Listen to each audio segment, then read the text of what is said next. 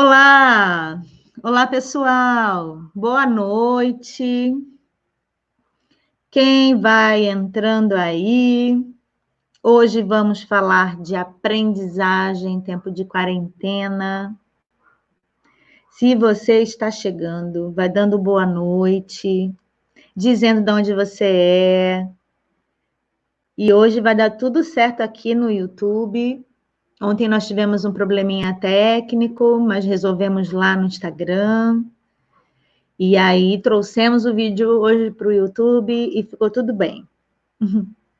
E aí, galera, vamos escrevendo. Quem vai chegando já vai comentando, compartilhando esse vídeo para as pessoas serem alcançadas nessa aula. Vamos inscrevendo no canal, curtindo aí o vídeo para o YouTube entregar para bastante gente. E eu quero ver aí o seu comentário. Olá, Luciana, Sara, Tamara, Eleonara. Tudo bem, gente? O negócio aqui vai ficar muito show. Essa convidada é muito especial, pessoal. Boa noite. Que bom, Rosângela. Eu também fico muito feliz por estarmos aqui. Legal. Legal, Sara. Boa noite, Jaqueline. Silvia, de Cachoeira Paulista. Luciana Chagas, tudo bem? Luiz Pedro, de São Bernardo do Campo. Nossa, gente de todo o Brasil. Vamos entrando, curtindo esse vídeo aí e compartilhando, tá certo? Olá, Antônia da Bahia, Dulciné de Angra dos Reis, aqui pertinho de mim. Jorge Nelson de BH, que legal. Vamos compartilhando, gente. E vamos nessa. Na expectativa, que legal, também estou na expectativa desse tema, justamente por ser algo que tem tirado o sono de pais e professores, na verdade. Verônica me achou sem querer, está amando. Que bom que você me achou. Que bom. Legal demais. Amara de Campos. Bacana, pessoal. Então, enquanto todo mundo está chegando, eu vou chamar a nossa convidada de hoje para a gente começar a nossa apresentação, tá? Muito legal. Gente, tem mais gente de Angra, olha que legal. Muito bom. Quero fazer uma pergunta. Quem assistiu a aula de ontem com a doutora Aline sobre transtorno de aprendizagem e transtorno de desenvolvimento? Coloca aqui para mim, se assistiu ou não. Vamos lá. Porque hoje nós vamos continuar nessa vertente, né? Mas vamos abordar a aprendizagem. Você assistiu? O que você achou? Foi bom para você? Vai escrevendo aí para mim. O pessoal curtiu o vídeo. Curte o vídeo. Não esqueça, olha, todos os vídeos que forem lançados, vocês precisam... entrou o vídeo, curte o vídeo, porque o YouTube, ele entende assim, se tem muita gente curtindo o vídeo, muita gente pode ver o vídeo. E isso é legal, porque, assim, é um conteúdo que nós estamos oferecendo que precisa chegar a muitas pessoas, né? Olha, quem não assistiu, não tem problema. Ela está gravada aqui no YouTube. Então, depois você vai lá e assiste a aula de ontem, tá? Legal. Vê novamente sim, Luciana. Que legal. Então, vamos nessa, tá? Gente, então nós vamos começar. Eu vou chamar aqui a minha convidada muito especial, que é a professora Bianca Câmpora. Gente, deixa eu contar para vocês, Bianca. Olha só que legal, né? É muito bacana, eu fico muito orgulhosa, né, de poder ter você aqui, porque na minha formação da psicopedagogia, você foi a professora, assim, que marcou muito a minha vida. Ah, Primeiro, olha, Bia, eu vou te dizer assim, acho que eu nunca te falei isso, mas quando eu lembro de você, o sinônimo que vem na minha cabeça é empenho. Por que eu vou falar isso para você? Porque eu lembro que você chegava com seu carro lá no curso da pós, vindo de longe, e aí você tirava caixas e mais caixas. Era caixa de canetinha, era caixa de jogo, era caixa de prova operatória, era caixa de tanta coisa. Eu, sinceramente, eu não sabia como que você transportava tudo aquilo. Parecia que você vinha de ônibus para dar tudo aquilo. E dava uma aula no fim de semana que a gente não via o tempo passar. Então, assim, eu sinceramente, você foi muito uma professora que marcou muito a minha vida. Eu quero dizer, pessoal, que a professora Bianca, ela foi minha professora na formação de psicopedagogia. Eu vou deixar que ela se apresente, mas eu planejei assim, eu tenho que começar falando do que a Bianca significou para mim na minha formação. E ter você aqui, dividindo tela comigo, para falarmos de um assunto agora, na condição de aluna sempre, que estiver do seu lado, eu estarei aprendendo, mas de colegas, né, de profissão. Então, assim, nossa, para mim é uma honra muito grande ter você aqui, dividindo comigo esse espaço, falando para a audiência. Então, era isso que eu queria falar para você logo de cara e te agradecer por esse momento, por você estar aqui. Então, se apresenta aí para o público, eu vou te dar essa oportunidade para você falar tudo que você faz, enfim, e quem é a Bianca. Bom, Carla, a primeira coisa, agradecer também. Às vezes a gente faz com tanto amor, né? Porque eu faço com amor, realmente é empenho e amor, dedicação. A gente não imagina quantas pessoas a gente impacta ao longo da nossa vida. E eu sei que são muitas, você é uma delas. Mas Sim. às vezes também você também impacta, né? Então é uma troca. Você com várias atividades que você faz diferenciadas também. Então isso ajuda muito. Então essa troca é muito importante. Uhum. Bom, me apresentando, meu nome é Bianca Câmpora, para quem não me conhece. Eu sou pedagoga de formação em artista plástica, que foi a minha primeira graduação, artes plásticas.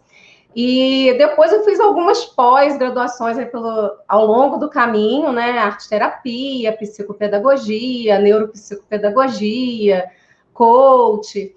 E fiz mestrado em cognição e linguagem e doutorado em ciências de educação. Então, eu estudei um pouquinho, né? Mas agora, quanto mais a gente estuda, mais a gente agora com o tempo um pouco mais livre, né? O meu não está tão livre assim, mas nem o meu. Nessa questão do isolamento, a gente começa a estudar um pouco mais também, a gente vai ampliando os nossos horizontes e vai percebendo quanto a gente ainda precisa aprender.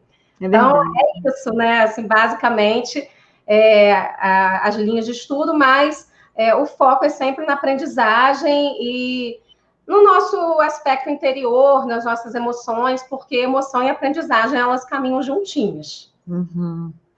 É verdade, é verdade. E assim, e nesse momento, né, de quarentena, a gente consegue perceber exatamente como as emoções acabam impedindo que essa aprendizagem chegue, né? Tá todo mundo na quarentena, tá todo mundo já perdendo a conta de que dia que é, se é feriado, se não é, se é fim de semana, se não é. A minha filha, essa semana, aqui no Rio, nós tivemos 2 feriados, né?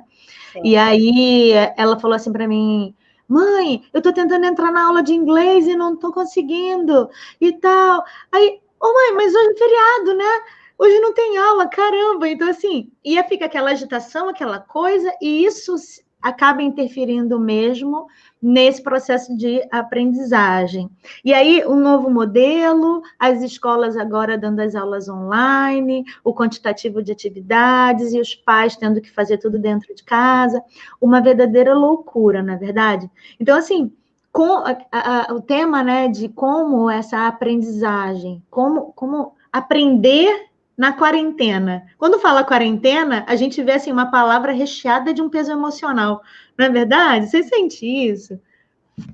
Assim, depende de como que a gente está olhando e como que a gente está vivenciando isso dentro de casa. A primeira coisa que eu acho que é importante é a gente olhar para quem está do nosso lado, não é confinamento, né? Vamos falar no isolamento social, Uhum. e perceber como que essa pessoa está se sentindo, como você está se sentindo, e ter um diálogo também saudável. Sim.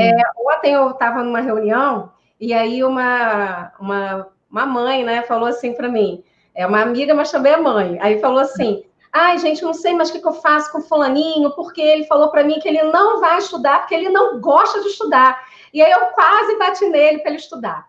E aí Olha. comecei a refletir sobre aquilo, acho que até por conta disso também surgiu esse assunto dessa Aham. live hoje, na questão da gente começar a pensar, mas será que bater a solução?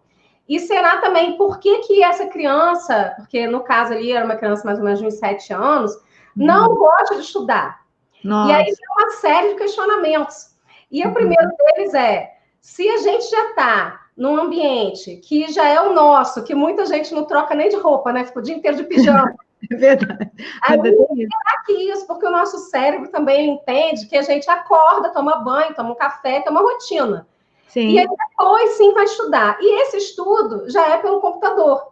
Então, o que era o prazer do jogo, né, de ouvir uma Uhum. música, ver um filme no Netflix pelo computador, agora está se tornando a obrigação de estudar. E aí, como fazer isso de uma forma prazerosa?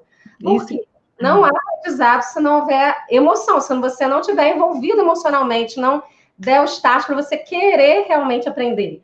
Então, Verdade. realmente, aí quando se torna uma obrigação, ele fala, não gosto de estudar. E Uhum. aí tem gente que bate ainda, gente, para poder fazer a criança estudar. E aí, quando vira uma obrigação, e isso é uma coisa muito ruim, porque pode levar aí vários anos para que a criança realmente volte a gostar de estudar, se é que vai Uhum. voltar a gostar de acordo com Dentro o desse cenário, né?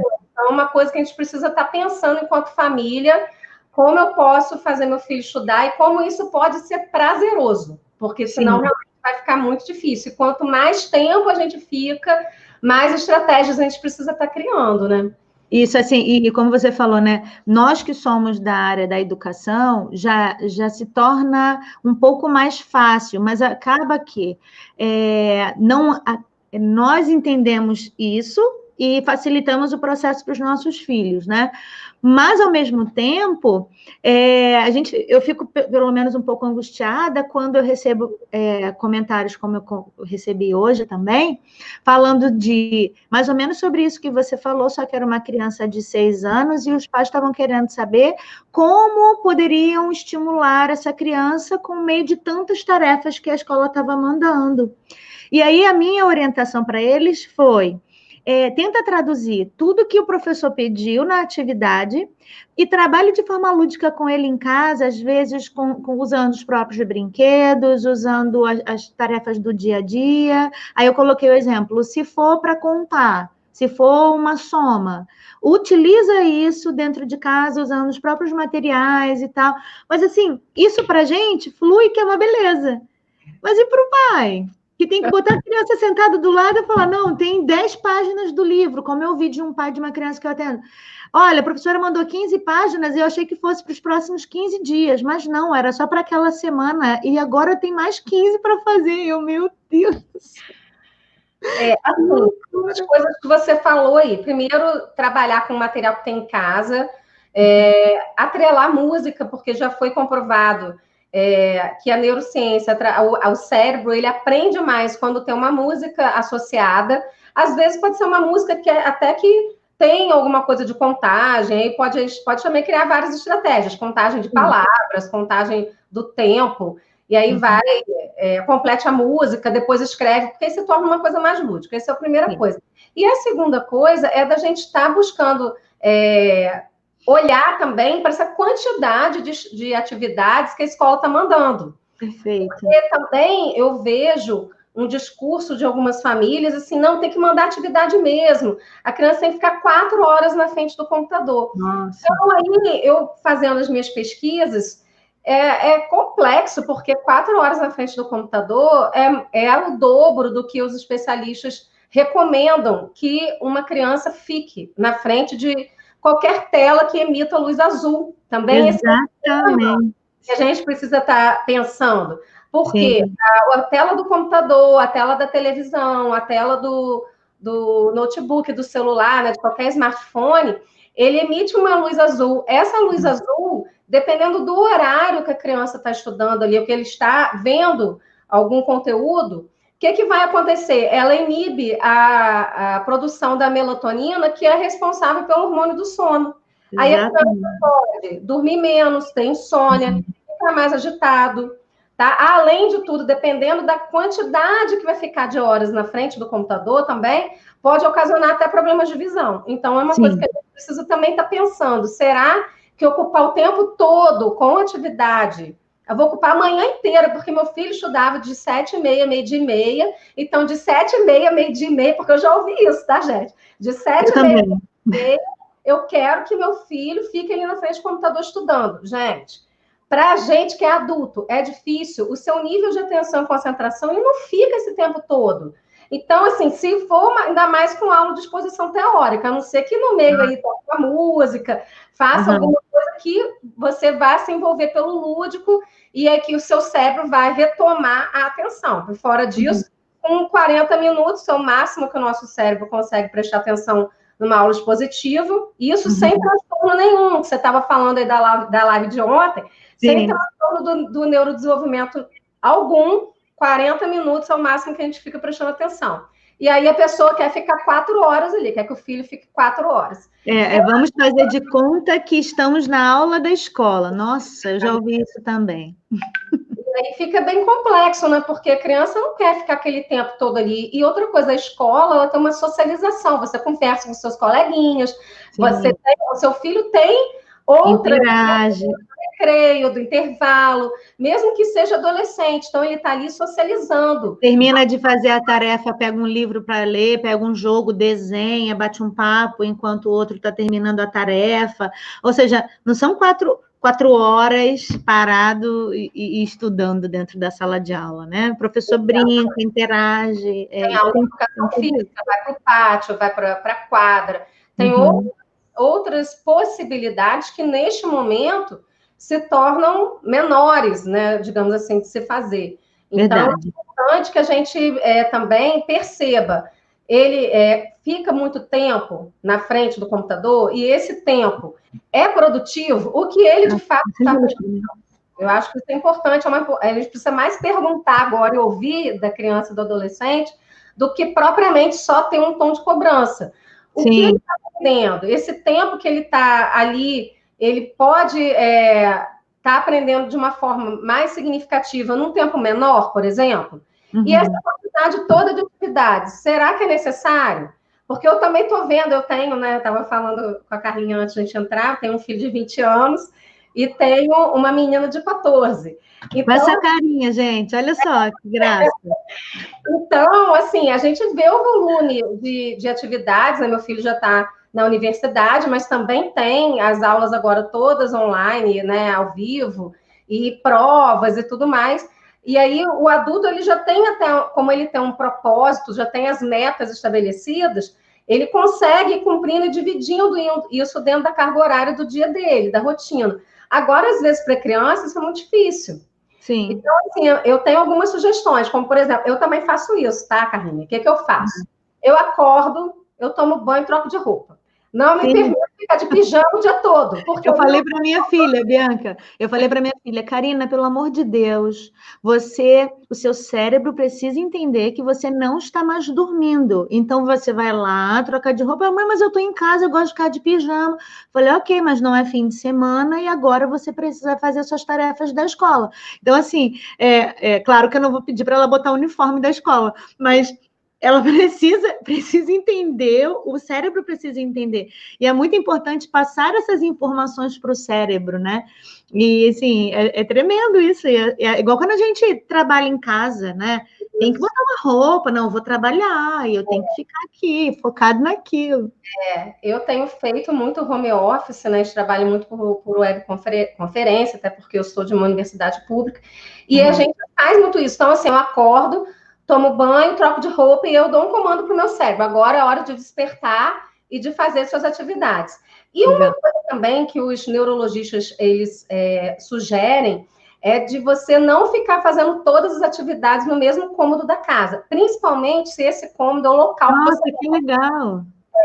Porque, então, assim, tem neurologistas que nem gostam que a pessoa estude no quarto, no mesmo quarto que dorme, né? Então, por exemplo, se você tem uma sala, é claro, gente, tudo dentro das possibilidades. Se a gente só tem um quarto, a gente vai estudar no quarto. Mas se a gente tem uma sala, é interessante que você vá para a sala e você mude, porque o seu cérebro entende o seguinte: mudou de ares, agora é para fazer outra coisa. Nossa, que legal, muito bom. E quando você retorna para o quarto, não, o quarto é o local de dormir. Então, muitos neurologistas nem gostam que tenha computador dentro do quarto, que tenha televisão no quarto e tal. Nessa era moderna, é muito difícil você não ter. Até o próprio celular você leva para dentro do quarto. Mas que você estabeleça alguns horários para que você possa fazer essa atividade. Eu acho que esse é um ponto número 1. E essa rotina ajuda a gente. Além disso, cuidar de si mesmo. Então, se hoje eu não estou bem, tudo bem, eu posso deixar minhas atividades para amanhã. Eu vejo muito isso. A minha filha, ela está no 9º ano, então o que ela faz? Tem um volume de atividades muito grande. Ela não quer fazer dever de casa todo dia. Então, o que ela faz? Ela criou uma rotina, e ela é muito responsável, né? Eu ajudei muito ela nisso. Ela criou uma rotina para ela. Um dia ela faz todos os deveres, e no outro dia ela tira o day off dela. O dia de folga. Mas ela sabe que ela tem um prazo para entregar aquilo. Então, ela estuda, faz tudo que ela tem que fazer, e no outro dia ela descansa, vai ver série no Netflix e tal. Isso é responsabilidade e autocuidado, né? E autocuidado. E aí eu penso que, claro, ela faz isso porque ela achou que essa é a melhor forma dela aprender. Mas existem casos e casos. Então, cada um, né, enquanto mãe, enquanto pai, e também enquanto aluno, estudante, né, porque a gente tem alguns adolescentes aí também vendo a gente, é importante que você estabeleça o seu ritmo de aprendizagem. Eu aprendo melhor de manhã? É uma pergunta que a gente precisa se fazer. Eu aprendo melhor à noite? Eu produzo melhor em qual horário? Isso é muito legal. Já aconteceu comigo de orientar.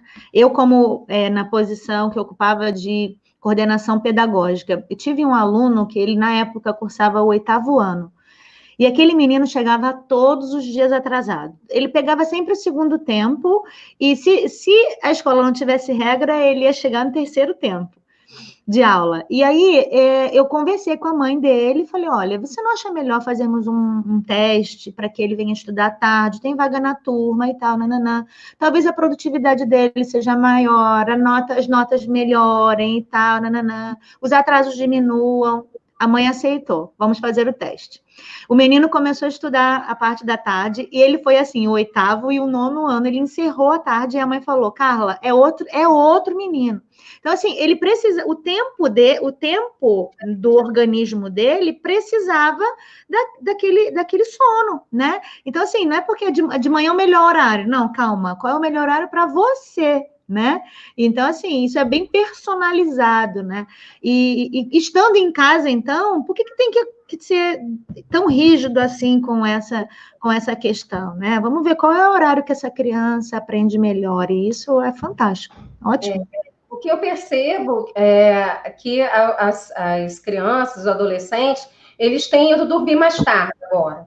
Então, se eles estão dormindo mais tarde, eles precisam ter no mínimo de 7 a 8 horas de sono, né? Que seria o ideal para o organismo funcionar com saúde e o cérebro também. E aí também não baixar a sua imunidade, porque agora a gente tem que manter a nossa imunidade alta, pensar na saúde, pensar no bem-estar psicológico e também na parte cognitiva. Uma coisa que eu aprendi ao longo da minha pesquisa, dos estudos e tal, é que se a gente vai mal na parte psicológica, não está bem, hoje não acordou bem, está se sentindo mal, não adianta você forçar o estudo, porque você não vai reter nada. Porque como você não prestou atenção, a gente precisa da nossa memória. Se você vai memorizar o que se você não está com a sua atenção 100% ali. Então, sempre vai ficar alguma coisa à deriva, assim, né? Vai passar despercebido e você vai falar, ué, mas por que eu não aprendi isso? Tava lá, eu li, e aí fica naquele sistema também, quando você estuda, às vezes deixa acumular muita matéria, e aí tem uma prova, aí você lê, aí seu cérebro está cansado, você está cansado, aí você lê, volta para o início da página, lê tudo de novo, volta e você lê aquela página 3 vezes e não retém nada. Meu Deus, que coisa difícil, não estou conseguindo aprender, entender, compreender, por conta disso. Então, é interessante que você perceba. Eu descobri, como eu trabalhei muitos anos à noite, né, ainda trabalho, eu consegui fazer a minha tese de mestrado, a minha dissertação de mestrado, a minha tese de doutorado à noite. Então, eu percebo que à tarde, à noite, eu rendo melhor. De manhã eu rendo, mas 7 horas da manhã não conte comigo, gente, porque eu não consigo. Não, eu acordo todos os dias, 5 horas da manhã, 5:30 da manhã, e para fazer as minhas atividades da minha rotina. Eu prefiro muito, né, acordar cedo. Eu não rendo depois das 10, 11 horas, não rendo. Tem dia que eu vou dormir meia-noite, mas eu acordo 5 horas e acordo 5:30, porque aquele ar da manhã me faz bem, sabe? E assim, às vezes tem uma amiga que ela fica bem preocupada, ela fala, não, mas você está fazendo isso todo dia por quê? Não sei o quê. Não, eu preciso fazer isso porque eu descobri que esse é o meu horário. Esse é o horário que eu leio melhor, esse é o horário que eu estudo melhor e tal. Durante o dia isso também acontece, mas aquele horário eu encontrei e eu não abro mão dele, né? Porque é o meu horário. Já fechei. Cada um tem um ritmo, eu acho que isso que é interessante, a gente se perceber. Mas eu acordo cedo, eu não quero estudar de manhã, o que é que eu quero fazer? Cedo, assim, vou 10 horas da manhã, eu estudo na boa, vou dar aula na boa.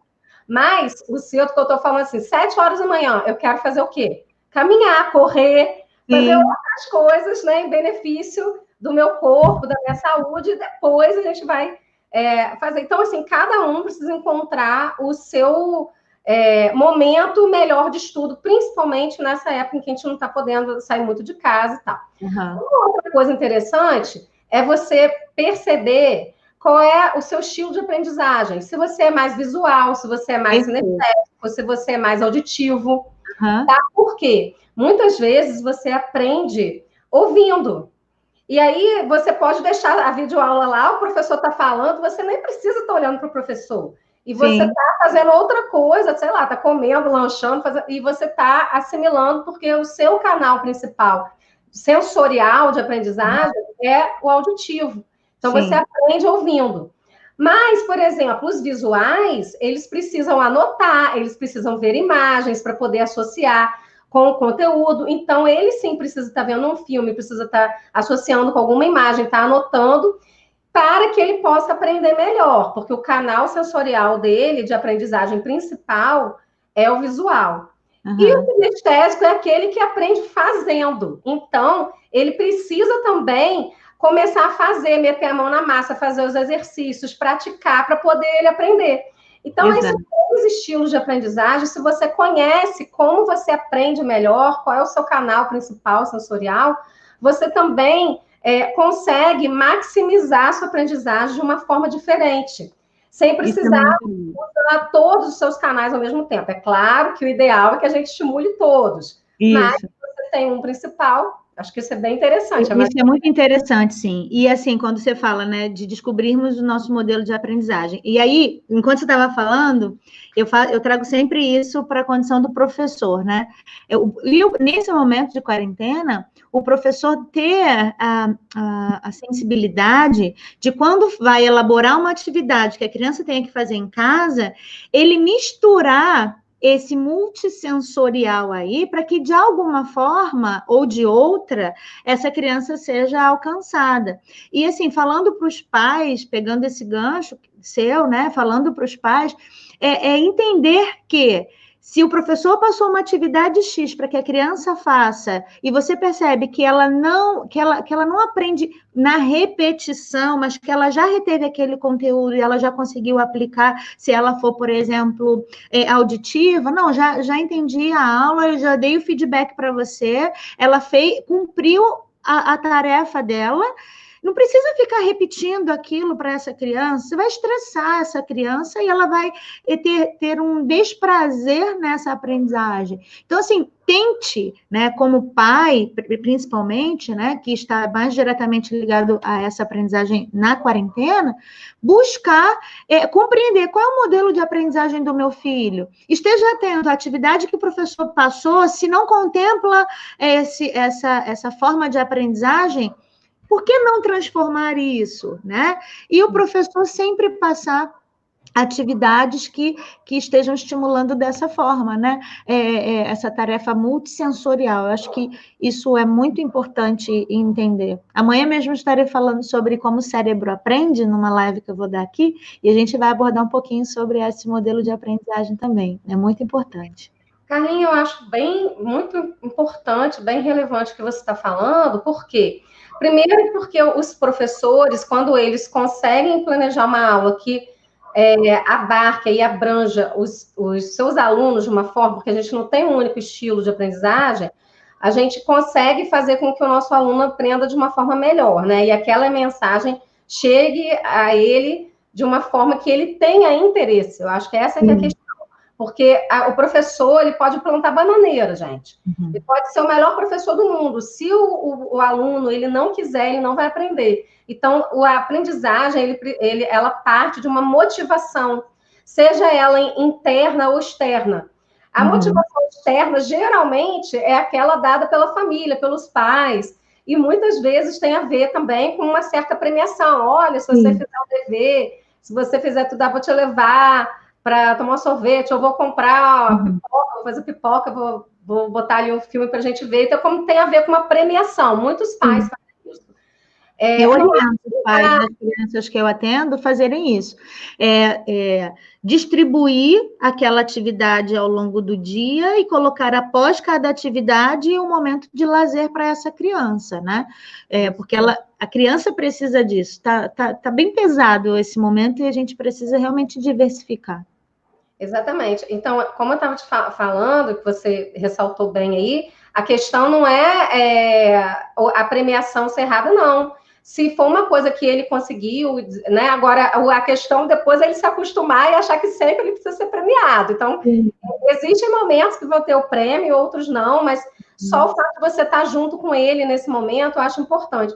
Eu acho que também, eu estou percebendo que a gente tem um momento muito ímpar na nossa vida agora, que é das famílias poderem estar juntas, poderem ouvir mais seu filho, poderem dar atenção, porque antes a desculpa era que trabalhava o tempo inteiro, não tinha tempo e tal. Então, quem está podendo fazer o isolamento, porque eu sei que muitos são enfermeiros, médicos, profissionais de saúde ou de outras profissões que não pararam, mas nesse sentido, né, que a família possa estar mais junto e observando, conversando, aumentando esse diálogo, aumentando essa percepção para que o aluno esteja bem, né, essa criança, né? Esse adolescente esteja bem. E aí entra nessa motivação interna. O que me motiva a aprender? Não pode ser só uma cobrança da sociedade da minha família.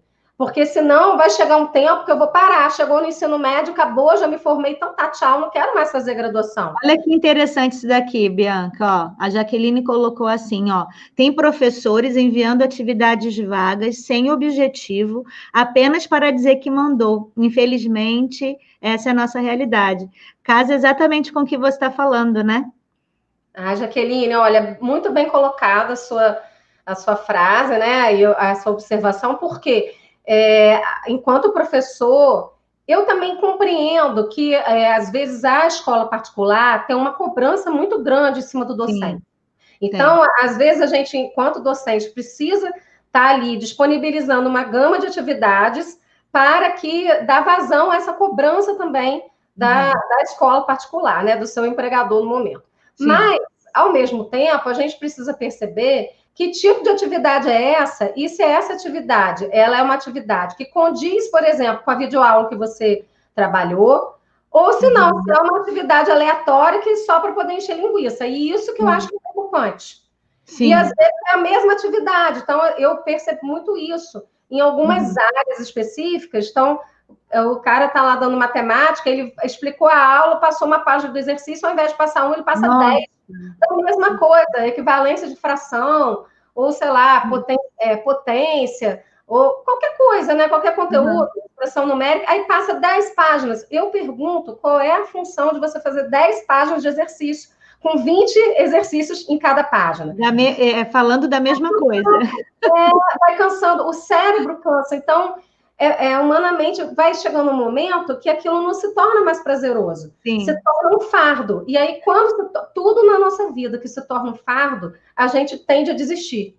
Além de não ter físico. Verdade. Se torna um fardo, você tende a desistir. Então, você começa super empolgado e tal, daqui a pouco eu não quero mais, não. Eu não quero mais saber disso.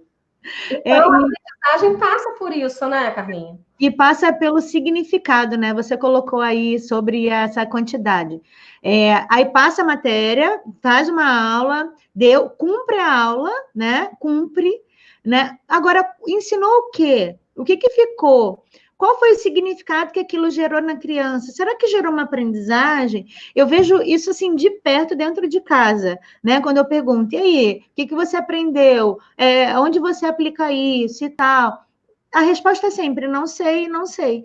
Então, assim, nesse momento, mais do que nunca, se isso não estava sendo feito na sala de aula presencialmente, virtualmente, então, agora que é necessário. Essa criança que está em casa e que está mais perto do videogame, está mais perto dos brinquedos, está mais perto de tudo que ela tem liberdade para fazer, porque ela está na casa dela, se ela não vê sentido em parar para assistir uma aula que está sendo veiculada, será que essa aprendizagem será efetiva? Né? E aí eu fico pensando assim, tem muitos professores que falam, mas quando eu voltar às aulas presenciais, a gente vai ter que revisar todo o conteúdo.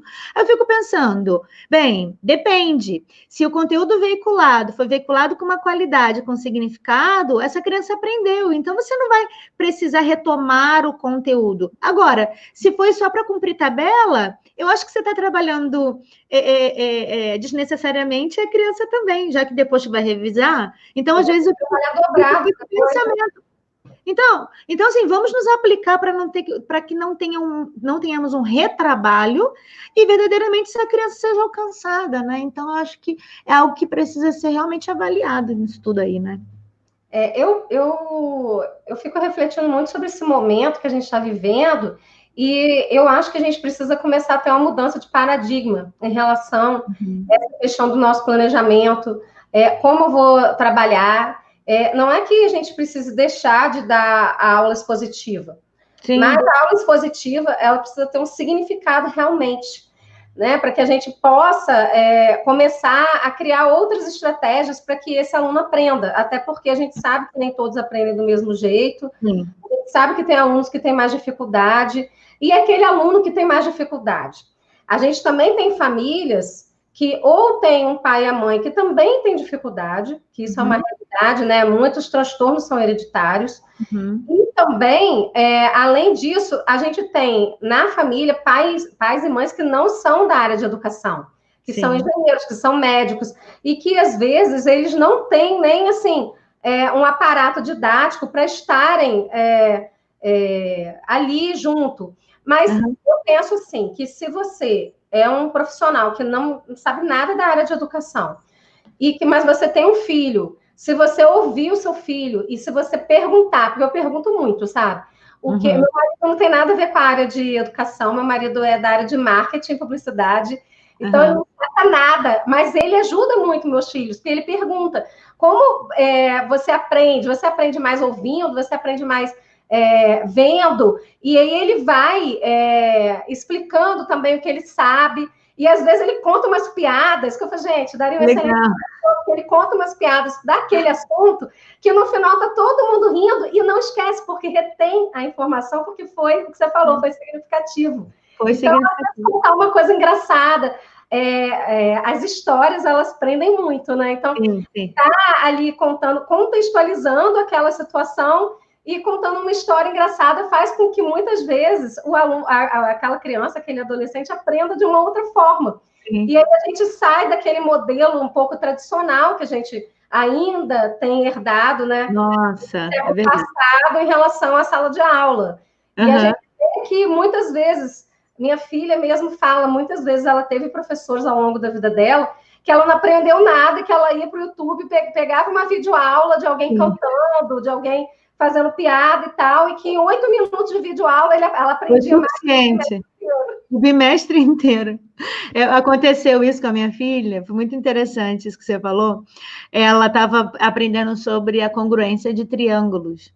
E depois que terminou a videoaula e tal, eu perguntei, Karina, aí ela, não entendi direito e tal. Eu falei, mas você sabe o que significa a palavra congruente? Aí ela, não. Aí eu falei assim, então, ó, vou te dar alguns exemplos. Aí ela estava meio jogada assim no sofá, né? Aí eu falei assim, é congruente, então vou te dar exemplo do que é congruente. Se eu falar para você assim, Karina, não grita! E eu estiver gritando. Aí ela sentou, aí ela se consertou na cadeira, aí ela começou a rir, né? Aí ela, não, você me mandou parar de gritar, mas você gritou. Eu falei, então, isso é congruente?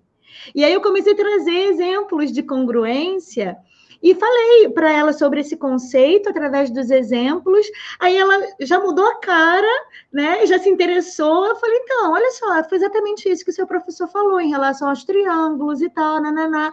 Aí ela, mãe, então eu entendi. Então, às vezes, assim, uma palavra que se você traz dentro de um contexto, dentro de um significado, como a gente estava falando, desperta esse cérebro para a aprendizagem e ela vai aplicar aquele conceito ao que foi trabalhado. E eu percebo, Bianca, que é sempre a necessidade do conceito, né? E às vezes é negligenciado.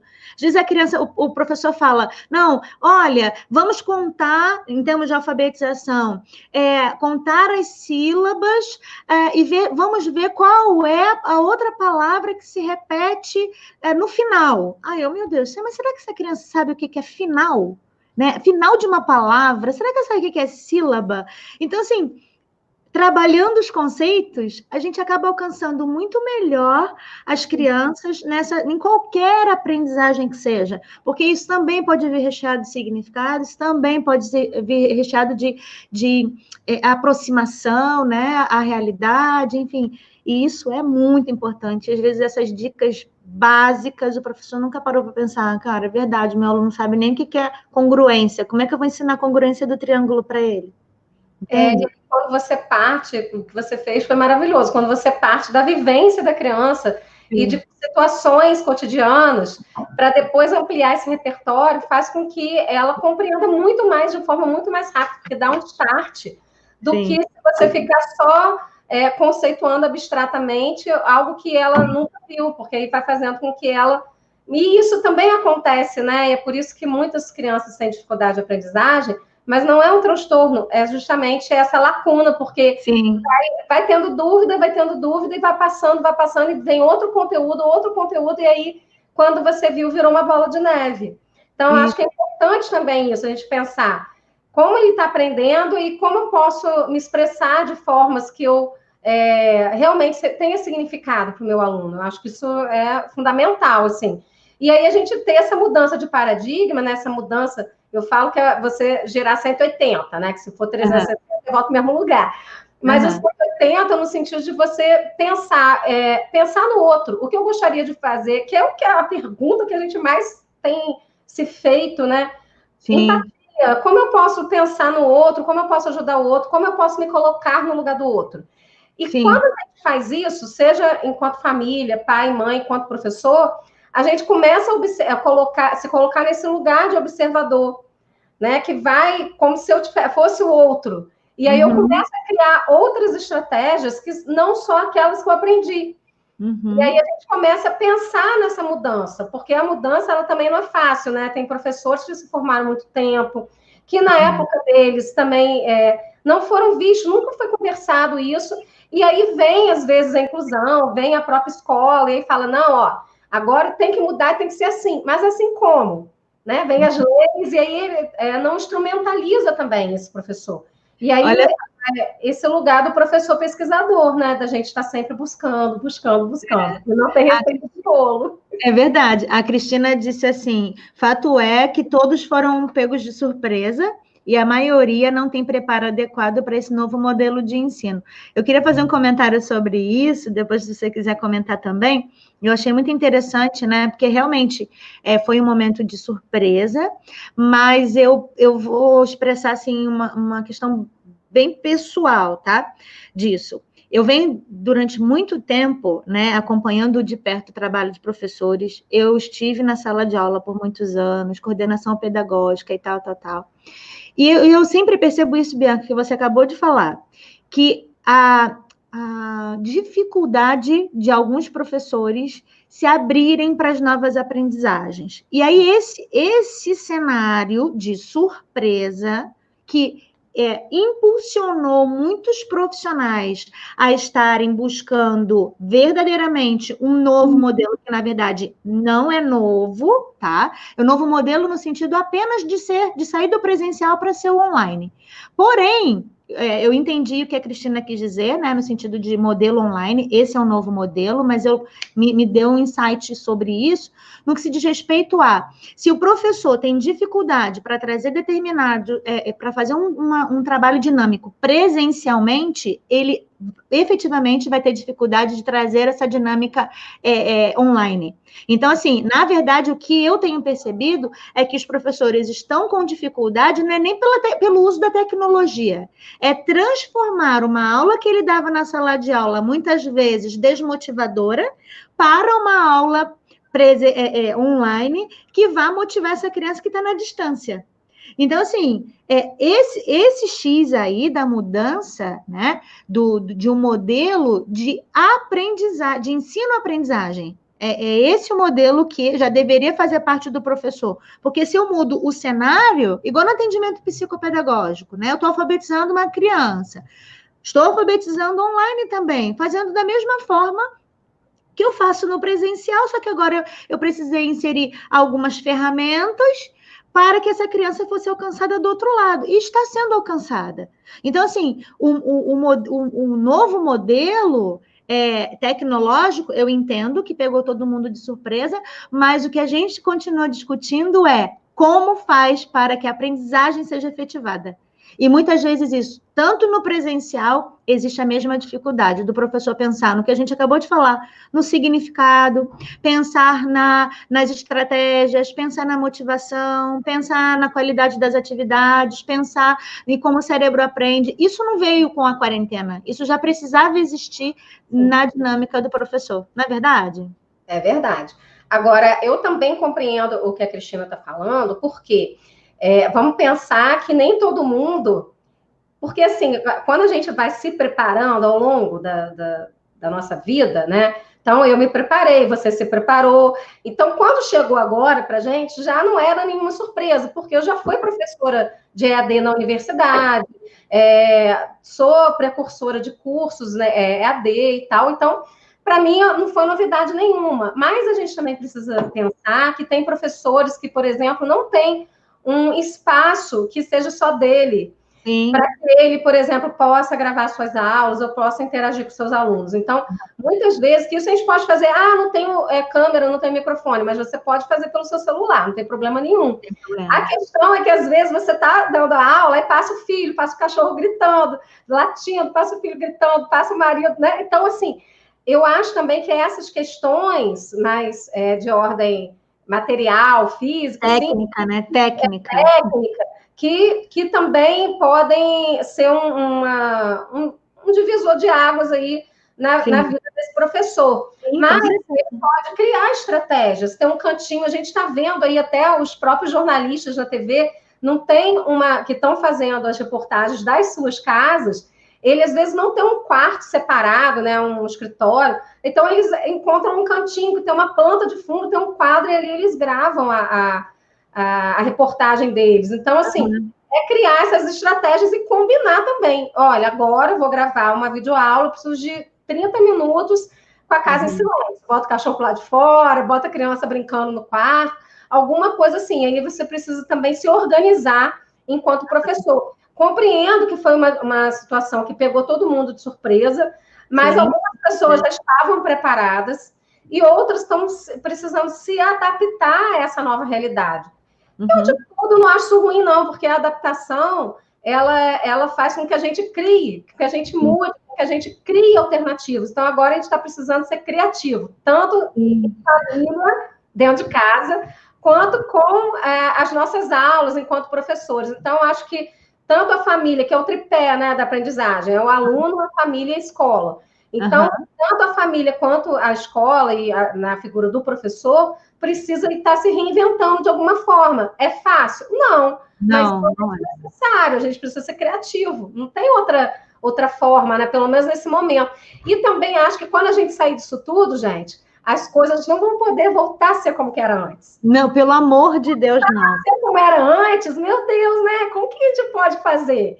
Como que a gente pode fazer para melhorar e fazer com que a aprendizagem melhore, com que os relacionamentos melhorem, com que a gente possa ouvir mais as pessoas e também ser ouvido, melhorar o diálogo. Então, assim, essa detenção do poder pelo professor, talvez, Carla, vou voltar à sua fala no início, eu sempre fui muito autocrítica e muito questionadora em relação à minha visão de professora. Então, eu sempre fui uma pessoa que eu achava que eu sempre precisava ajudar o outro a melhorar, a encontrar seu caminho.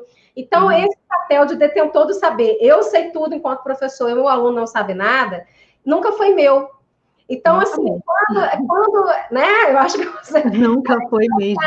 Então, quando você se coloca meio nesse pedestal, até o próprio aluno já percebe isso. Lá vem aquele professor. É verdade. Então, assim, na verdade, o conhecimento, ele está aí. E hoje, com as plataformas digitais, é o que mais a gente vê, né, gente? Se a gente não ensinar bem, o nosso aluno vai entrar em outra plataforma e vai aprender de outra forma. Então, vai entrar na videoaula do YouTube, né? Então, assim, porque o conhecimento, você digitar equação de segundo grau no YouTube, vão aparecer 5.000 sites sobre o assunto. Então, qual é o nosso papel? É de reflexão crítica, é de comparação, é de analisar, sintetizar quais são as habilidades e as competências que a gente precisa estar desenvolvendo. Sim, é verdade. Então, eu acho que isso é importante, sabe? Essas habilidades e competências, enquanto professor, que a gente precisa estar desenvolvendo, percebendo as necessidades desse aluno, e enquanto família também. O que a família pode estar fazendo para desenvolver habilidades e competências? Porque uma coisa que eu já peguei muito, né, com criança e adolescente, eu creio que você também, Carlinha, é a mãe e o pai que fala na frente da criança e adolescente que ele é assim mesmo, que ele não vai aprender, não, porque o pai é assim também. Verdade. Então, é como se você tivesse, ao falar isso, você pode até pensar, mas por favor, não fale, e mude o seu pensamento em relação a isso. Primeiro que todo ser humano aprende. Sim. De diferentes formas, em diferentes ritmos, mas aprende. E uma coisa importante é que você fala, você dá uma ordem de comando para essa criança, esse adolescente, que é a seguinte: eu sou assim mesmo, então não preciso fazer nada para mudar, não. E ele acredita que ele é assim. E cresce acreditando que ele é assim. Verdade. Então, olha quão sério é isso, né? Então, a gente precisa também trabalhar essa autoestima para que esse sujeito ele se sinta capaz e motivado, que é essa motivação interna de querer aprender. Mas é uma via de mão dupla, a motivação externa e a interna.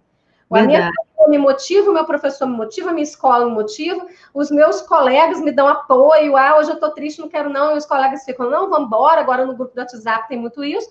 Mas a família também precisa ser apoio, não só cobrar, bater e falar que ele não é capaz. Não, ele é assim mesmo, vai aprender não, tem dificuldade.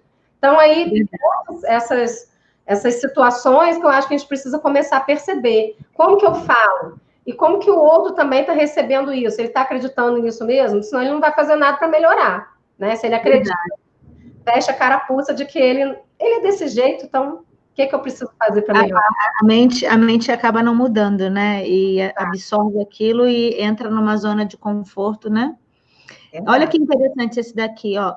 A Gesseia está dizendo, pois é, não é mais inteligente e nem o mais forte que vence, e sim quem tem facilidade para se adaptar, não é verdade? Gente, nossa, que legal. Charles Darwin já falava isso, né? Que aquele que se adapta melhor é aquele que sobrevive mais tempo na Terra. Então, em termos de ciência, então a gente fica pensando assim, essa capacidade de adaptar não é você também colocar tapa-olho de cavalo, né? E ficar só olhando aqui na frente. Não, você ampliar sua visão, seu campo, né? E ter outras possibilidades, mas é importante que você se adapte até com estratégias criativas. É verdade. A gente pode estar lidando com essas situações. Ontem eu estava vendo uma live do Caio Castro, né, que é ator, e ele falou assim, gente, agora eu estou me reinventando, porque ele gosta de esportes radicais. Uhum. E ele falou assim, agora eu estou aqui em casa, o que eu posso fazer? Então eu estou aqui subindo, descendo escada, eu estou fazendo outras coisas, porque o que eu gosto de fazer nesse momento é essa criatividade, é que faz com que a gente se adapte. Não é que a gente vai seguir a manada e vai todo mundo fazer a mesma coisa, muito pelo contrário. A gente vai criar situações do que a gente gosta, né? Eu acho que isso é importante também. A Adriana está dizendo assim, uma boa estratégia nesse período de isolamento e aulas online seriam metodologias ativas. O que vocês acham? O que você acha? Gente, Carlinha, eu sou super a favor das metodologias ativas.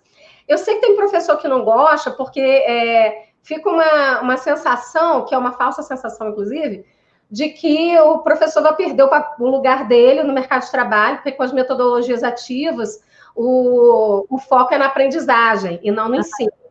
Mas eu penso que a palavra ensino-aprendizagem, ela uma complementa a outra, elas estão em situação de complementaridade.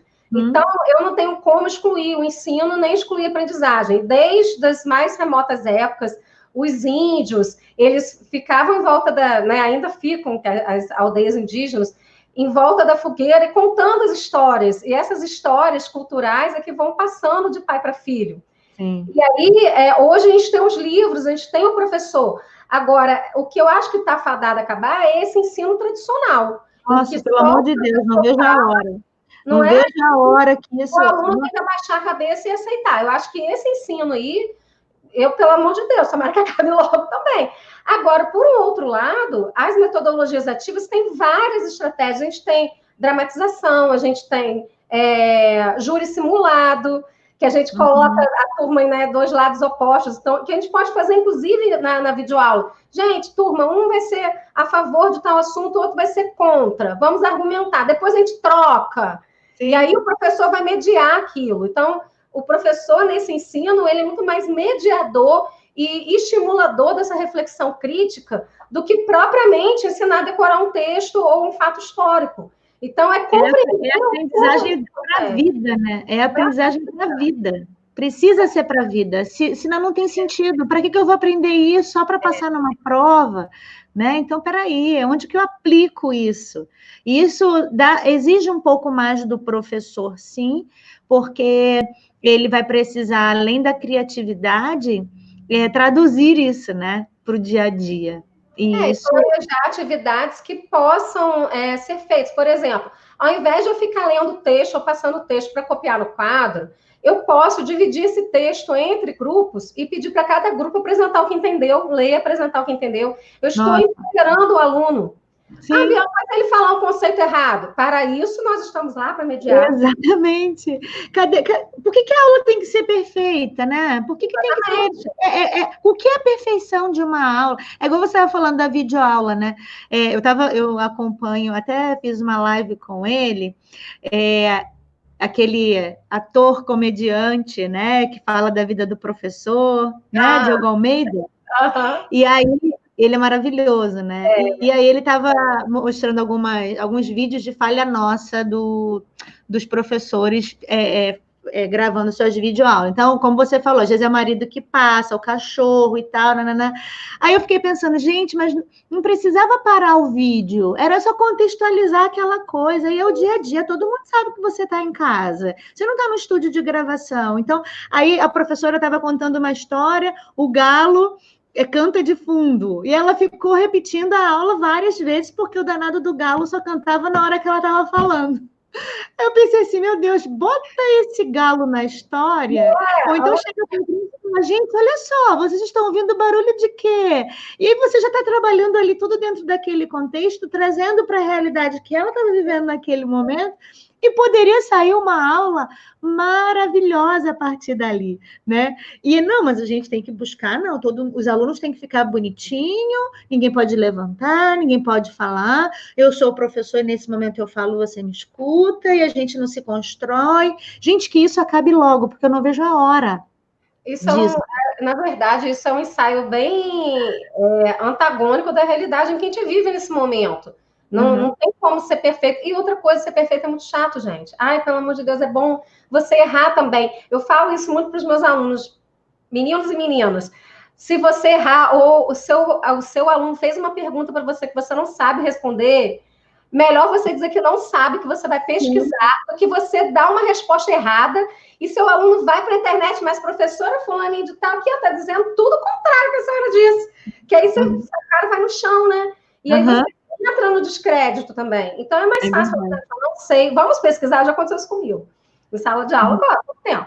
E aí, antes do isolamento social. E aí eu perguntei, gente, não sei, vamos pesquisar? Até eu fiquei curiosa sobre esse assunto. Qual o problema disso? Ao mesmo tempo, e chegamos a diferentes conclusões, ficou um debate super legal. Então, assim, dá também essa chance do aluno ser pesquisador, do aluno também contribuir com a sua aula, sabe? Então, do aluno perceber que você não é o detentor do saber, que você também precisa aprender, né? E isso é muito legal. Isso é uma utopia você achar que você sabe tudo, né? Eu não quero saber tudo, não, gente. Nunca. Cada dia a gente aprende mais coisas diferentes. Eu te livre disso. A Marcinha está dizendo, Carlinha, obrigada pelos temas interessantes que você sempre traz, são de grande aprendizado. Eu fico muito feliz de saber disso. Gente, aqui a Geralda está dizendo que parceria incrível. Obrigada, Carla e Bianca. Eu que agradeço. Ó, a Jaqueline está dizendo, nunca aprendi nem compreendi matemática. Hoje estou entendendo o motivo, né? Talvez esse motivo não teve significado para você, certamente. Certamente. Deixa eu ver aqui mais algumas perguntas para a gente ir finalizando nossa fala. Eu sei que tem gente que vai pedir para a gente não parar de falar, mas já passaram 1 hora. Ó. Eu tô bom, né, Carlinha? Porque é uma conversa tão legal. Não é legal? Fica horas aqui. Eu amo. Aqui, ó. Tem a Claudete está dizendo, minha preocupação é de como os pais irão interagir com as crianças para ajudá-los, de forma que aprendam o que foi repassado. E essa é uma preocupação que a gente também pontuou. Mas, assim, eu tenho orientado alguns professores a trabalhar os planejamentos das aulas que serão enviadas à família, pensando exatamente nisso, pensando nos pais. Como a família, atividades em que a família possa estar elaborando com a criança. Então, atividades mais práticas e lúdicas possível. Então, olha, se é um filme que vai, igual você falou, né? Se é um filme que vai trabalhar aquele conteúdo, então, olha, hoje, escolha um dia da semana para assistir o filme tal, e depois aponte isso e aquilo, direciona a família. Então, não é uma atividade de faça a página tal do livro até não sei quantos, né? Porque vai gerar dúvida, e quanto mais dúvida gerar naquele momento, mais angustiante fica para o pai que não tem essa troca. Então, como foi falado aqui, apenas ressaltando isso, né, para ajudar, para que os pais possam ajudar, eu vejo que os professores precisam aprender a direcionar essa aprendizagem dessa formativa aí que a gente estava falando, né? E também, Carlinha, esse é o melhor momento, eu acho que nunca teve um momento assim histórico da gente ampliar nossa comunicação enquanto docente com a família. Então, assim, se está com dúvida, se você percebeu que você pode orientar essa família, oriente a família. Tenha lá algumas anotações, algumas dicas de como a família pode estar estudando com a criança ou com o adolescente. Então, eu acho que isso é muito importante, porque aí você vai ampliar esse diálogo com a família, e quando você retornar para o presencial, essa família, ela é sua aliada. Então, exatamente isso. Exatamente isso. A família, a gente o profissional de educação precisa entender que a família, ela precisa mais de você, né, nesse processo de aprendizagem do que qualquer outra coisa. Então, não pode ser uma briga, né?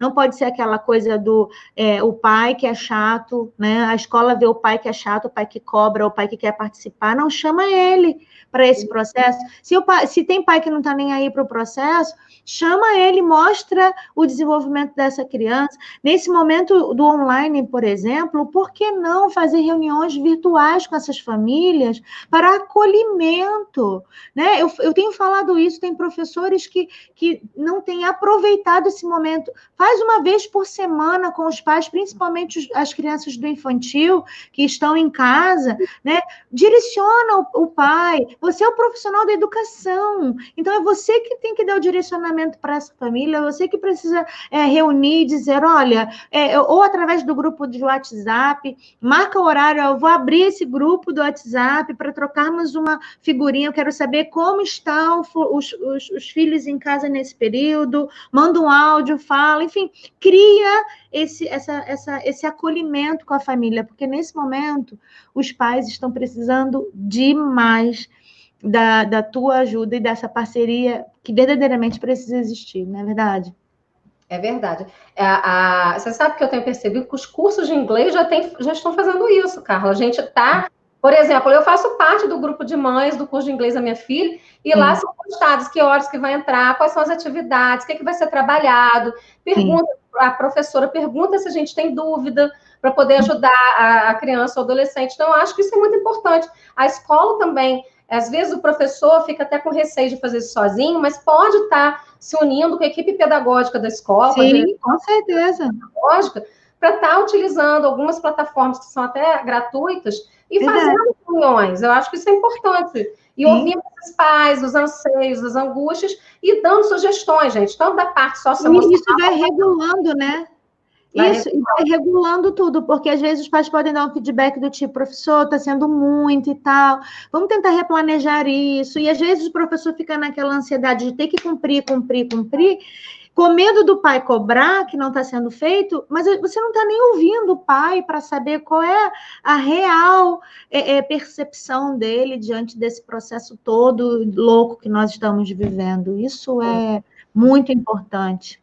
Gente, eu vou pedir para vocês fazerem o seguinte, ó, vocês tirem uma foto dessa live, publica lá no Instagram, no Facebook, onde vocês forem publicar, e marca a professora Bianca, me marca também, deixa aí para eles te seguirem nas suas redes sociais, Bianca.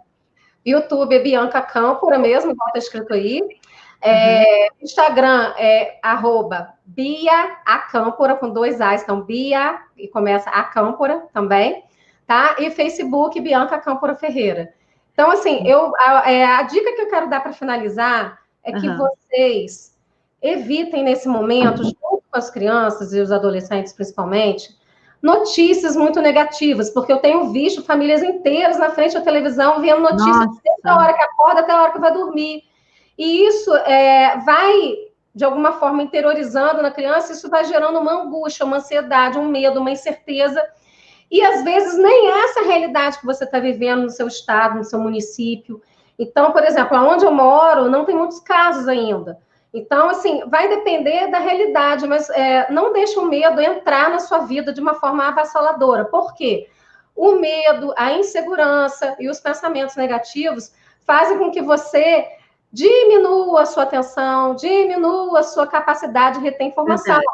Consequentemente, a aprendizagem vai ficar prejudicada, tá? Então, se eu quero ajudar a minha família, ajudar a minha criança, o meu adolescente, vamos ver mais coisas positivas. Não é que você vai ficar um alienado, mas sim, você pode escolher um tempo do dia, meia horinha, se atualiza das notícias do dia e vamos focar em coisas boas, gente. Vai dançar com a sua família, vai ver filme, e dentro dessas coisas vai comentando até e puxando para o assunto das atividades, por exemplo, da escola. Então, dá para a gente interagir, o mundo é globalizado, esses conhecimentos não são fragmentados e estanques, eles só estão, assim, divididos por uma convenção social, tá? Verdade. Mas hoje a gente tem a interdisciplinaridade, né, a transdisciplinaridade, que é justamente a gente trabalhar com todos os conhecimentos juntos, coexistindo no aqui e agora.